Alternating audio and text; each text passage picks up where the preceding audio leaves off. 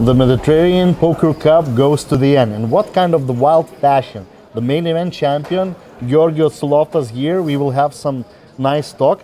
And let's start from the beginning. I have so many questions for you, because your journey was so long and sometimes not smooth to this title. So how was your main event from the beginning? The main event started with really interesting hands. Okay.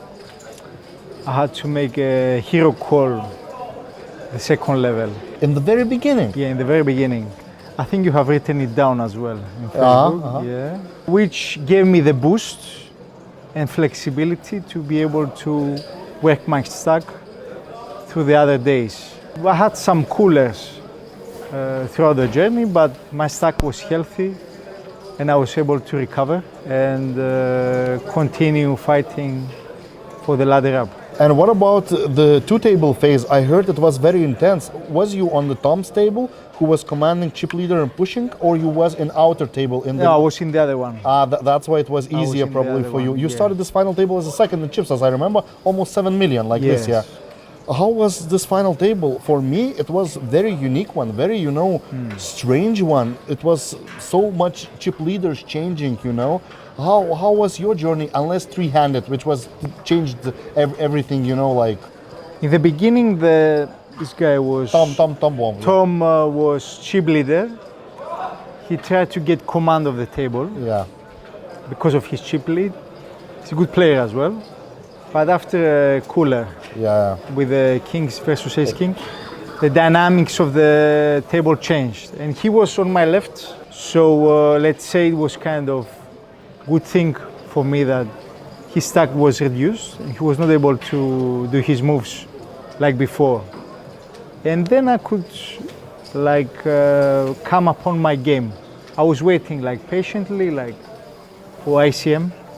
I was playing ICM strategy for short stacks to eliminate, to bust out. And when we were short-handed, I had to come in and do my thing so that to be able to take a good chip lead and be able to proceed my way through the win. And I want to talk about one hand, the special one for me, as I was watching all the final table, that hero play with ace queen, Yes. Can you tell it? It was insane. Yeah, our guy, Onur was asking how he was calling that. Can you explain to the guys who are watching? Yes, it was very interesting hand. Basically, this hand was the victory hand. Absolutely, yeah. I limped, we were small blind, big blind. I limped because with a premium hand, ace queen. Yeah, very good one. And I know he's an aggressive player and he's going to put massive pressure on me on ICM. And he raises as I expected. And I wanted to play post flop. Anyway, I called his raise. Flop comes 9-10. Yeah. I check, he checks, which was the key ingredient. What happened afterwards?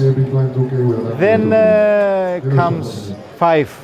Yeah. 5 of diamonds, second diamond. Yeah. I checked, he overpots. Yeah, it was 1.8 million in the pot and he puts exactly 2 million. He put 2 million. Yeah. So I'm saying if he had something on that range, with the 9-10, he would definitely see bet. But the key is that he checked. So I sensed from my experience that he's up to something. And because he's putting ICM pressure, I felt it. I felt like something was going on.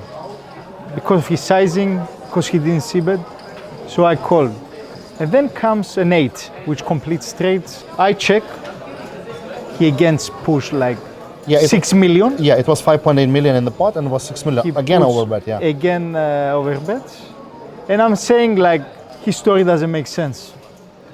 Because if he had something from that range, let's say Jack Queen that he represents really capped range. So it's either he has something massive. Super polarized. Yeah, super polarized. He either have something massive or nothing. I put him on a Mistro or something.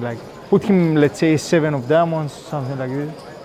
So I'm saying either he has the nuts, which I doubted. It was as if he was trying to get me out of the pot. I felt, I felt from my experience, from his body language, from his betting sizes that he wants to get rid of me, because of this ICM pressure. So I made this nonsense, like this crazy hero call. And I was right. After a long time of thinking. Yeah, it was very long hand. And also you had the blocker to his nuts, you know. You had queen, and queen jack was the nuts in these circumstances. Yes, So that queen could help you. Yes. And yeah, you're absolutely right. I think that was one of the biggest hand and the key hand at that moment for you to take the control. And then the free-handed experience. You know, the Tom was busted, and I remember you sitting there. There was Georgi Filipovic here, and your fellow countryman Andreas. And guys, you started free-handed with the commanding chip lead. It was 47.6 million all chips. You had like 40, you know, you had like 22, and he has about 18, 19. And Georgi was so short, you know, he had like 10 bigs, 3 million something. And he found the way to manage it back, you know. Can you tell us more about free-handed play? It was 2 hours of the game, something like this. Georgi got, let's say, got lucky in some spots. He double up. Got some chips like from different hands. He played good.